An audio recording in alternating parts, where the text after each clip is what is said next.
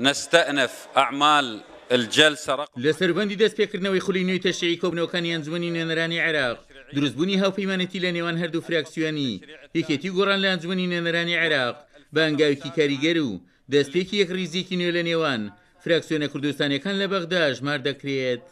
پێویستە لە بەغدا یەکدەنگ و یەکڕەنگ بین. پێویستە لە بەغدا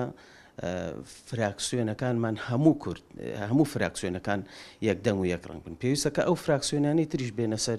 بێنە ناو ئەم فراکسیۆنەوە بۆ ئەوەی مافەکانمان کۆمەڵێ مافمان هەیە ئێمەش تا ئێستش لە بەغدایە بۆ ئەوەی داواکاری ئەو مافانە بە دەنگێکی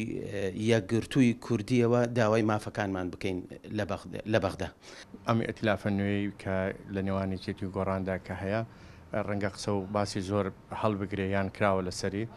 بۆیە ئێمە پێمان وایە هەلومەرجی سیاسی هەلومەرجی ئابووری هەلومەرجی کۆمەڵایەتی هەلومەرجی ئەمنی ناوچەکە ئەو گۆڕانکارێنەی کە هەیە ئەوە دەخوازێت لە فراکسیۆنە کوردستانیەکان و لە سەرکردایەتی سیاسی کوردستانی زیاتر پێداگری بکەن لە یەک ڕیزی نێوماڵی کوردستانی یەک خطابی یەک هەڵوێستی و یەک هاوبەشی لە بڕیاردان هاوبەشی لە دانانی پرۆژە و بەرنامە بۆ کارکردن لەسەری. بە بۆچوونی پەرلەمانتاریکی خولی پێشووی پەرلەمانی عێراقیش لە ماوەی نزیکی داهاتوودا گرنگی هاوپەیمانەتی لە نێوان هەردوو فراکسیۆن دەردەکەوێت و پێشی وایە کار لایەنێک پێچەوانیەوە بیر بکاتەوە بیرکردنەوەکی هەڵە بۆ ڕێکەوتنە سیاسیە دەکات. ڕۆژانی ئایندەیە ئیجابیات و کاری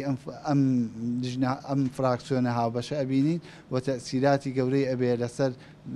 واقعی عێراق و دەوری کورد و ئەوەش بڵێن یعنی ئەو لایەنانەی کە تاعن لەم قەزیە ئەو لایەنانەی بەبێ بنەما تاعن لەم یەکگرتنەوە ئەدەن و لە سەرەتای دروستبوونیەوە ئەوە شتێکی بێ بنەمایە و تا ئێستا لە واقعیان نەبی یعنی ناگەڕێنەوە بە واقع لە شتێ لە ناخی خۆیانەوە تەعبیری دەکەن بە بۆچوونی من سوود و بەرژەوەندی گەورە لە مێکردنەوەیە هەیە. بەشێک لەو ڕێکەوتنە سیاسی کە لە نێوان یەکێتی و گۆڕانکراوە بریتە لە ئەنگاونان بۆ یەکلایکردنەوەی کێشەی ناوچە جێناکۆکەکان بۆیە لەم ڕۆکەدا خەڵکی و ناوچانە چاویان بڕیوەتە هەوڵەکانی هەردوو فراکسیۆنی یەکێتی و گۆڕان لە پەرلەمانی عێراق. عومەر غەریب، کورسات نیوز، کەرکووک.